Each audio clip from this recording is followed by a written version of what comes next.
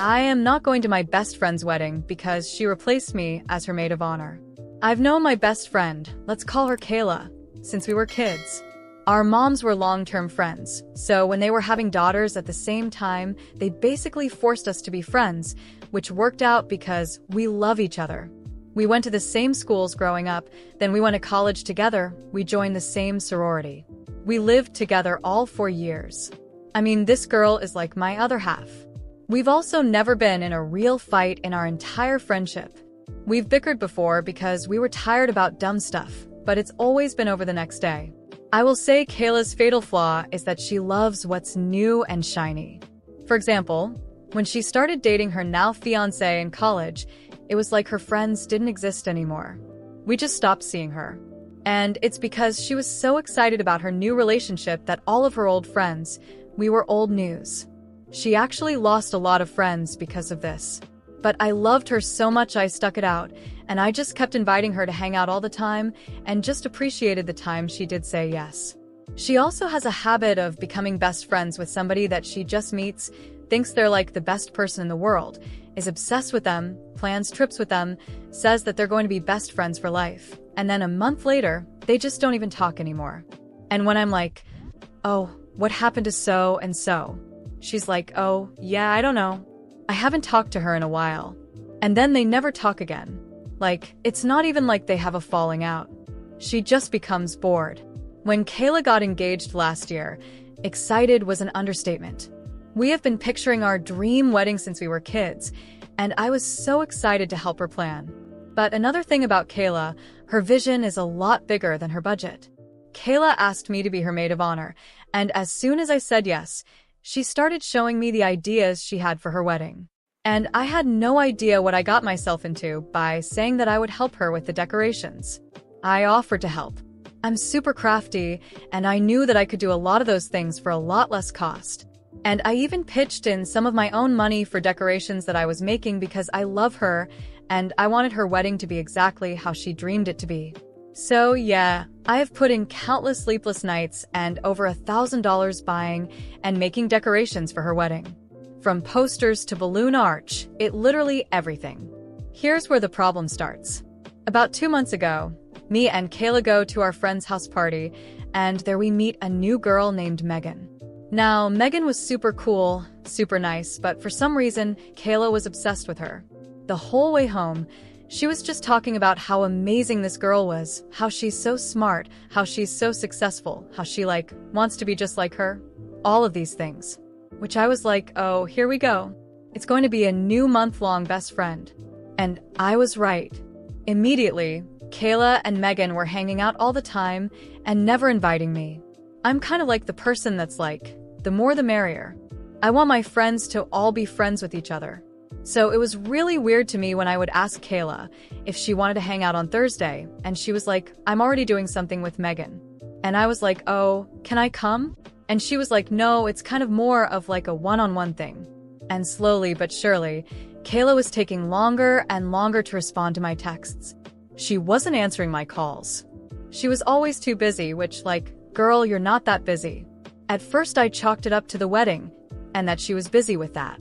But then I realized I was doing way more for her wedding than she was, and I still had time to hang out with her, and I really should all the time in the world to be hanging out with Megan. They were hanging out all the time because she was always posting it on her social media.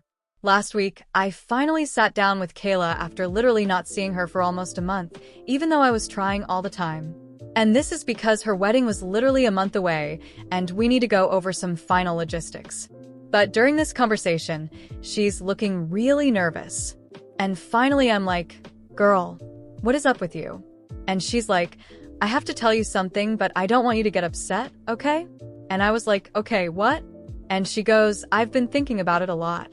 And I decided that I want Megan to be my maid of honor.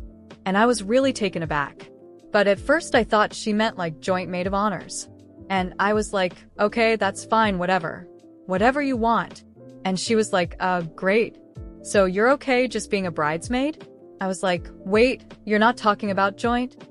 You want me out, kicked out, just bumped to the back of the line kick. And she was like, I love you so much, but, at this time, my life, I just feel like Megan is my best friend in the world. And I was like, your best friend in the world? She was like, yeah, I've hardly even seen you the last few months. I'm like, oh, really? Really? You know what? 'Cause I asked you to hang out, but you're always busy with Megan. And I guess maybe I've just been busy doing all of the decorations for your wedding. And she was like, yeah. And, I so appreciate that, and I love you. And that's why I'm so excited that you're going to be my wedding party. I was speechless. I was sitting there just dumbfounded. And, this girl has done this to me my whole life. She's always finding a new friend, replacing me for a few months, and then when she gets bored of that friend, comes back to old reliable. But I need to know my worth. I always say it with men, but I guess I've never said it with friends, and especially when it comes to Kayla. And I know this is petty, but I look her right in the eye and I say, honestly, I don't really want to go to a wedding that's going to have no decorations.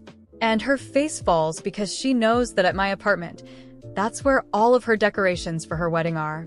I made 80% of the decorations for her wedding. So without the stuff that I spent money on and put hours and hours into, she's just, not really gonna have any decorations at all. She was like, oh my gosh, Kelsey, you would never do that to me. And I was like, well, I never thought that you would do this to me, but guess we're both mistaken today. Her entire family has been calling me nonstop about the decorations, not about what she did to me. No, they just really want these decorations. And I said, you can have them. You just have to pay for the costs that I spent on them plus the time that I put into them. I told them that now Megan's our maid of honor, so if she wants help with the decorations, that is not my responsibility anymore. Now the wedding is quickly approaching, and I am not budging. I'm not answering any of Kayla's calls or texts. Mostly because they're all about the decorations. She does not even care how much she hurt me. I love Kayla, but I'm not going to be her doormat anymore. I don't know. Maybe the holding the decorations hostage is a little much. Maybe I should just give them to her and let that be that. But I don't know. I spent so much time and money on those, and she just threw me to the side like I was nothing. So it just doesn't feel right. I stood firm in my decision. I wasn't going to hand over the decorations. Every penny, every sleepless hour, every detail I carefully crafted for Kayla's wedding, it all meant more than just party decorations. It was my time, my effort, my friendship, and I wasn't going to let her simply discard me like I was nothing and get away with it. In the first few days, the calls were relentless.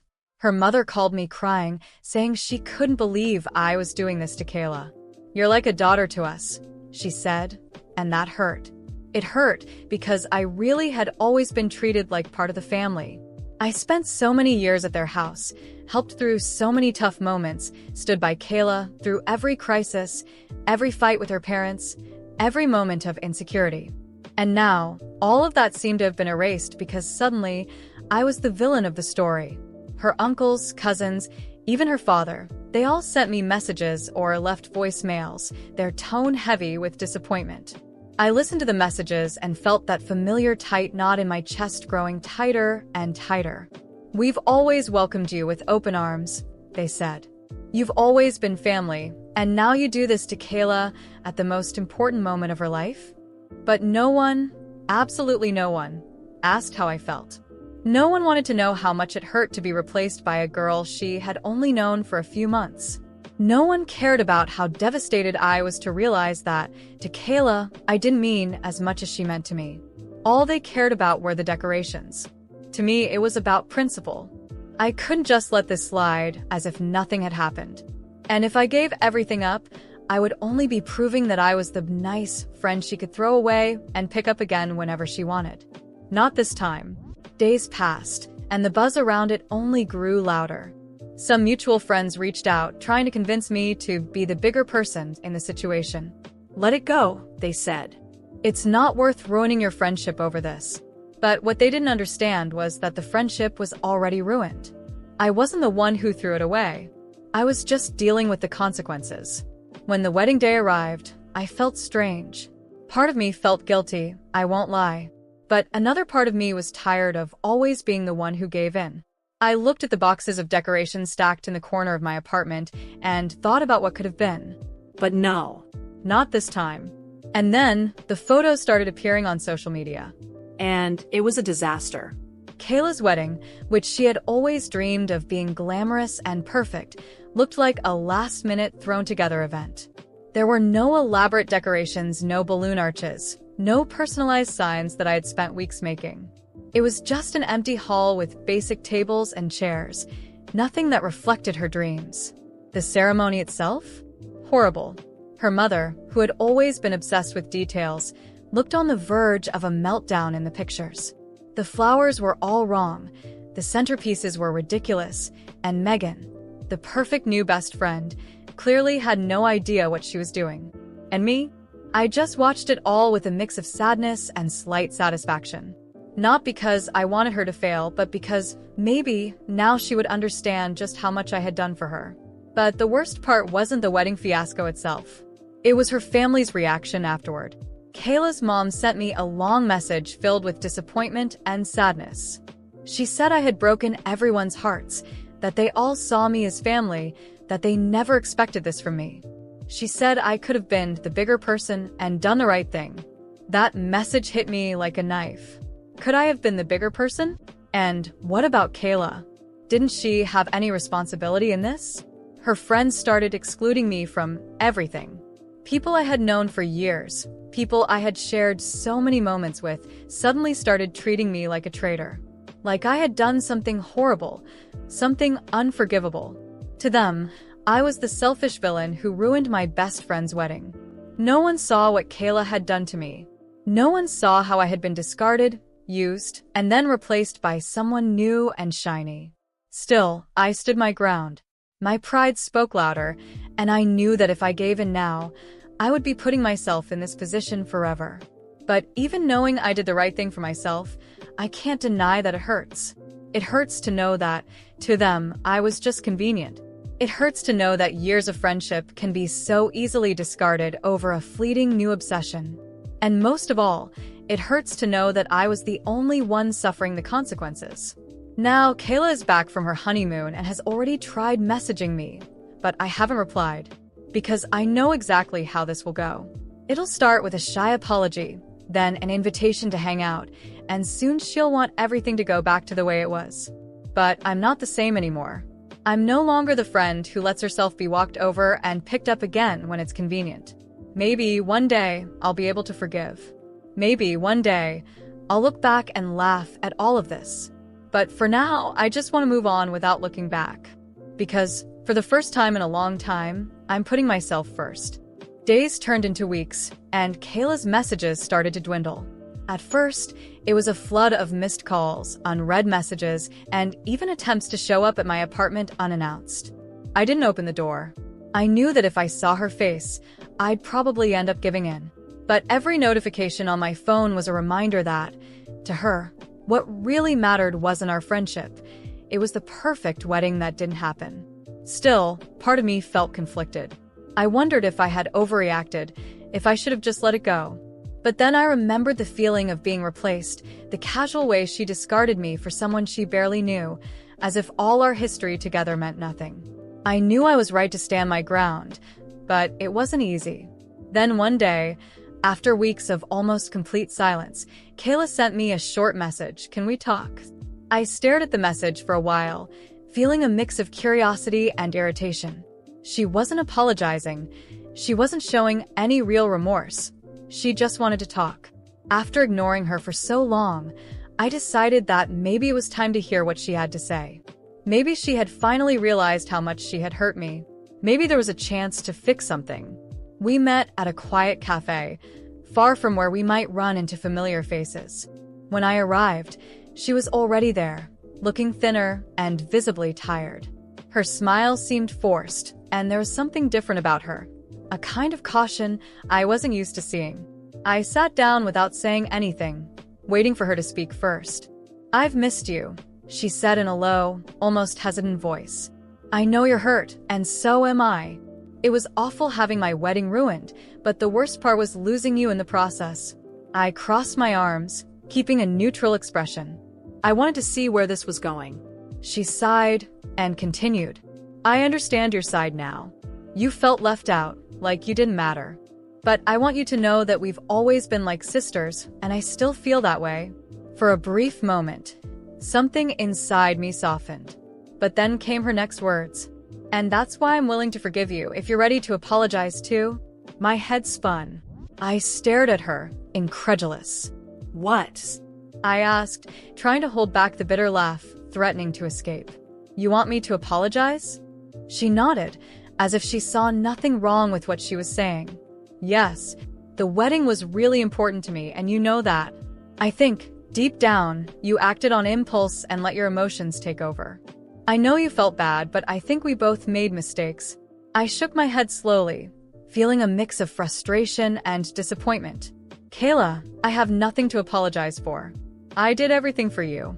I spent my time, my money, my sleepless nights, and in the end, I was replaced like I was nothing.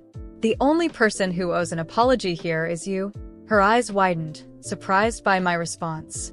For a moment, I thought she might finally get it, but instead, her face hardened and her voice turned colder.